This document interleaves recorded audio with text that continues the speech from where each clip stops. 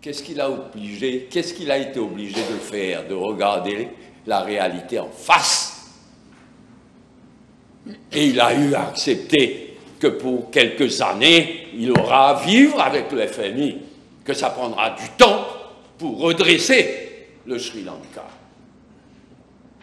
S'ils avaient repris le pouvoir, encore 1 an, 2 ans, 3 ans après le crash, et les syndicats, les travailleurs, la population doit se rappeler que comme au Sri Lanka ou ailleurs, quand il y a ce genre de crash-là, les pensions aussi sont balayées. Tout est à refaire quand on atterrit dans ce genre de situation-là. Il ne faut pas oublier ça. Nous avons une tâche difficile, mais que nous allons remplir avec courage. Mais il est bon de se rappeler, d'imaginer ce qui se serait passé s'ils avaient repris le pouvoir.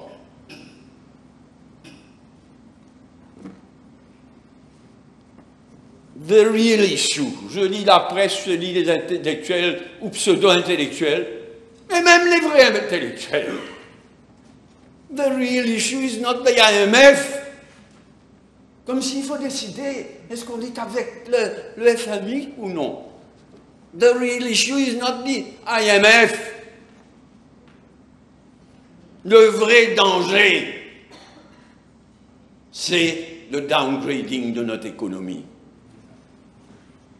Ce que les gens ne réalisent pas, si on est downgraded à junk status, tout sera affecté, pas seulement notre zone offshore, qui n'est plus offshore d'ailleurs, mais notre secteur financier, pas seulement.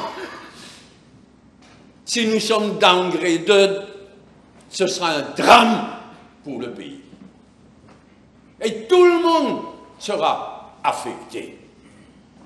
Tout le monde, à commencer par les plus vulnérables, par les travailleurs.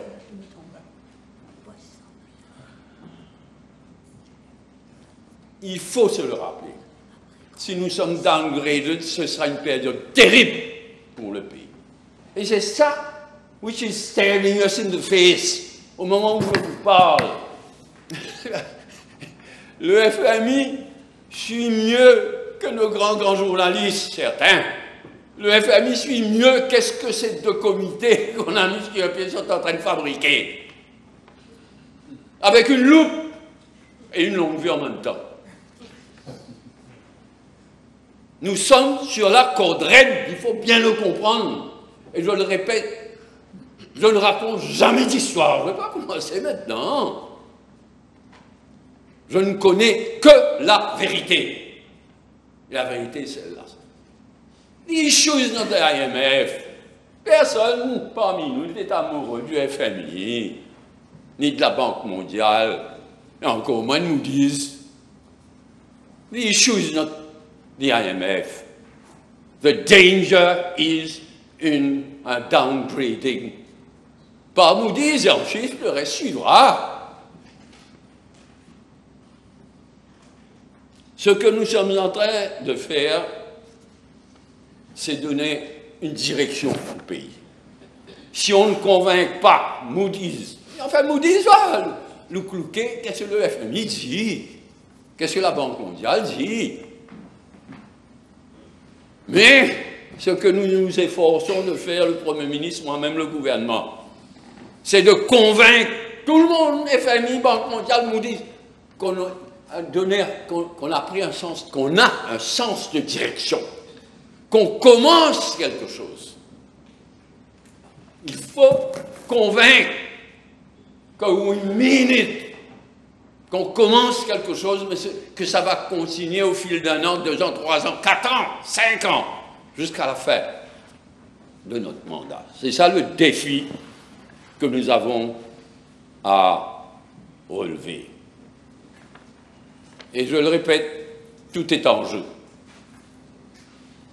On ne pourra pas tout faire maintenant, tout de suite, en 1 an. Non. Mais ce qu'il faut faire, c'est donner un sens de direction au pays. C'est convaincre tous nos partenaires que nous donnons un sens de direction et que nous allons keep at it pendant 1 an, 2 ans, 3 ans, 4 ans. Madame la Speaker. Relever l'âge de la retraite de non-contributory pension à 65 ans est inévitable. Je demande à tout le monde, à commencer par les syndicats, aux travailleurs, de bien réaliser que relever, à moins qu'on veuille aller vers la catastrophe, sinon, relever l'âge de la pension à 65 ans est inévitable. Et encore, nous prenons un risque. Le FMI, la Banque mondiale, tout ça s'attendait à ce qu'on relève ça tout de suite là, 65 ans. C'est ce que la logique économique exige. Mais nous allons le faire sur une durée de 5 ans. C'est un risque calculé, mais c'est un risque. Nous allons le faire en 5 ans. Nous sommes condamnés à le faire. C'est inévitable. Sinon, comme je le disais, si le FMI, la Banque mondiale, Moody's n'est pas convaincu que nous allons dans cette direction-là, c'est la première chose qu'ils regardent avec des yeux carrés. Première chose, qu'est-ce qui va arriver à notre unsustainable système de pension non contributive? Ensuite, il y a le déficit budgétaire et la dette du pays. Ce sont les 3 critères, les 3 choses que tous les gens, le FMI, la Banque mondiale, Moody's, tout le monde, c'est ce qu'ils vont regarder avant tout. Qu'est-ce qui arrive à notre pension, notre système de pension? Qu'est-ce qui arrive à notre déficit budgétaire? Qu'est-ce qui arrive à notre endettement? Tous les yeux seront braqués là-dessus. Et il faut voir les choses en face, franchement. L'âge de la pension à 65 ans, mais à travers le monde, c'est comme ça. Je ne prends que quelques exemples. Seychelles, 65 ans. Grande-Bretagne, 66 ans. France, 64 ans, et en pleine discussion pour être amendé. L'Inde, entre 60 et 65 ans, selon les secteurs. L'Australie, 67 ans. Le Canada, 65 ans. Singapour, entre 62 et 65 ans. Il faut ouvrir les yeux, regarder le monde réel. Et tous les experts sont unanimes qu'il faut en priorité réformer notre unsustainable système de pension. Tous les actuaires. Je cherche encore un économiste qui dit le contraire. En tout cas, tous les actuaires, tous les vrais experts en pension. Alors, il faut vivre dans le monde réel. Il faut bien réaliser où nous sommes et où il nous faut aller. Madame Speaker. Alors, face à tout cela, il n'y a que des palabres, franchement. Surtout ces derniers temps.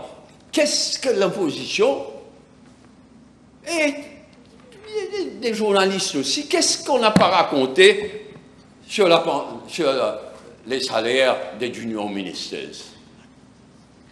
Des insanités. Et on a beau prouver que ce n'est pas le cas. Les salaires des junior ministers sont exactement les mêmes salaires que les PPS. Et les allowances aussi. On ne va pas faire comme le MSM, toutes sortes de trucs pour donner tant de salaires, et puis toutes sortes d'allowances, toutes sortes de présences sur des boards, etc. C'est des experts en coquin. On n'est pas comme ça, nous. Mais malgré ça, il y a quelque chose qui fait un tort terrible. De mon point de vue, il y a deux choses. Les Facebook anonymes Et les gens prennent en compte, si quelqu'un, au moins, il va sur Facebook, il a son post, etc., mais au moins il a le courage de signer. Tout ça est anonyme. Et tout ça est financé en grande partie par le MSM. Mais pas seulement par le MSM. Il y a des tas de... I think they get a kick out of it. Un post anonyme. Et la presse sérieuse, de quoi elle parle? Une vague de protestation. Pas un nom. Il y a un tas de posts anonymes, mais il y a une vague de protestation. Et il y a une autre chose, je dis ça, moi j'ai fait l'école de journaliste de Paris. Pour moi, la profession de vrai journaliste est une des grandes professions. C'est pourquoi je parle avec respect quand je parle des journalistes et même des erreurs. Mais il y a, à part les Facebook, les posts Facebook et autres, anonymes, il y a les caricatures, les cartoons. Certains cartoonistes se croient obligés de distiller du cynisme. Ça fait un tort terrible, ça donne l'impression que tous sont pareils, tous les hommes et femmes politiques, c'était pourri, c'était opportuniste. Ça fait un tort considérable. Et je suis ça, caricature, cartoon après cartoon, mais je demande à tous ces Mauriciennes et ces Mauriciens-là, les journalistes, les cartoonistes, les syndicalistes, ne faites pas de tort à notre pays. Il a déjà assez souffert. Ne faites pas de tort à notre pays. Je leur supplie, à un moment comme celui que nous traversons. Mais allons laisser ça derrière nous. Fini avec du non-ministère, la pension des parlementaires. Toutes sortes d'insassinés. Moi, je connais des gens honnêtes qui avaient une carrière, qui ont abandonné leur carrière pour se relancer en politique. Et qui ne sont pas élus, qui ont fait ce sacrifice-là. Alors, attends, si on me dit qu'est-ce qu'il faut changer dans les pensions parlementaires, je vais écouter moi. Qu'est-ce qu'il faut améliorer, qu'est-ce qu'il faut... Mais je ne trouve rien, moi, je dis franchement. Qu'on me dise, faites ceci, amendez cela. Mais ne venez pas comme si c'était une bande de jouisseurs, tout le monde. On devient député pour avoir une pension. C'est l'impression que certains donnent. S'il y a quelque chose à améliorer, nous tous, on est là, on va le faire. Et plus récemment, là, sur les advisors. On n'est pas le MSM. Avec raison, le Premier ministre a fait un statement montrant de quoi le MSM était capable. Nous, on a mis de l'ordre et de la transparence, parce qu'avant, sur le MSM, il y avait soi-disant les salaires, mais après les salaires, il y avait des allowances à n'en plus finir.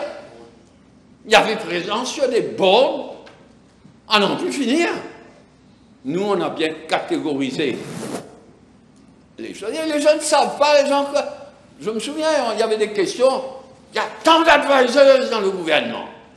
Mais les gens ne se rendent même pas compte que par défaut, par faiblesse de notre système bureaucratique, quelqu'un, un médecin spécialiste, on ne sait pas comment le rémunérer, special advisor.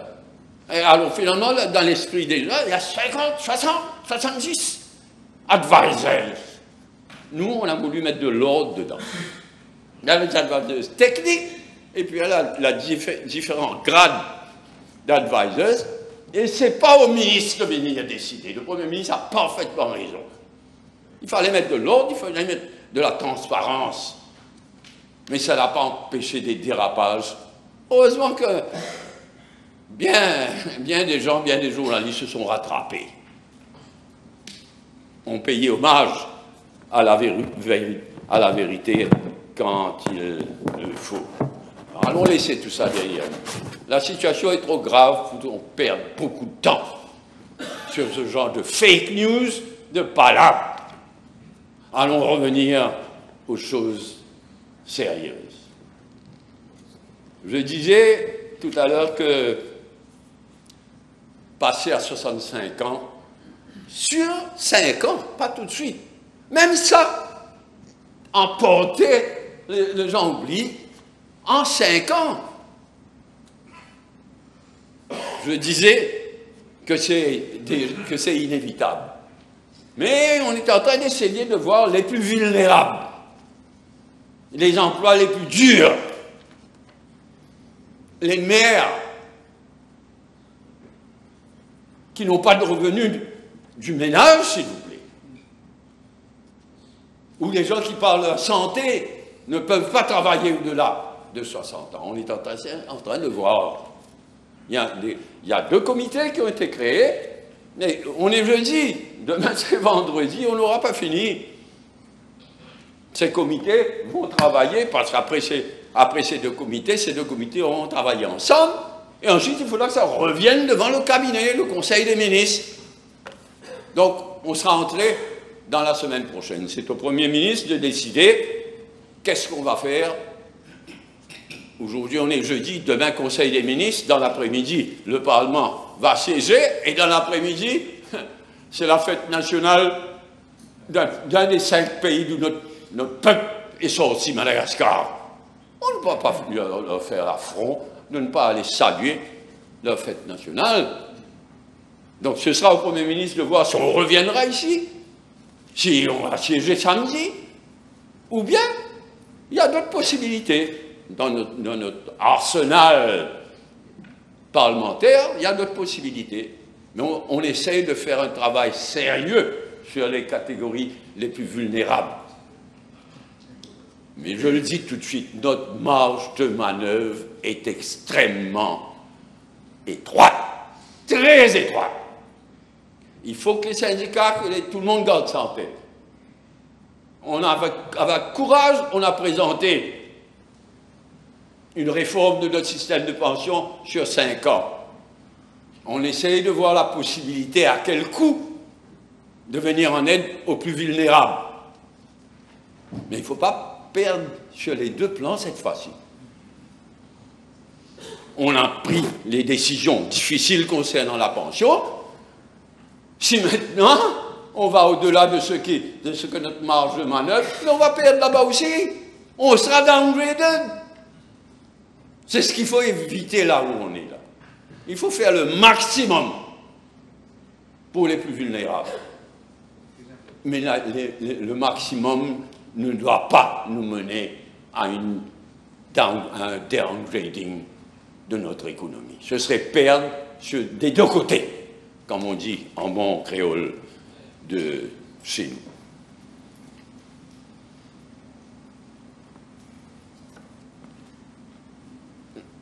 J'aimerais aussi rappeler ce que le Premier ministre avait fait, mais je vais rappeler à nous 2 choses. Là, on s'attaque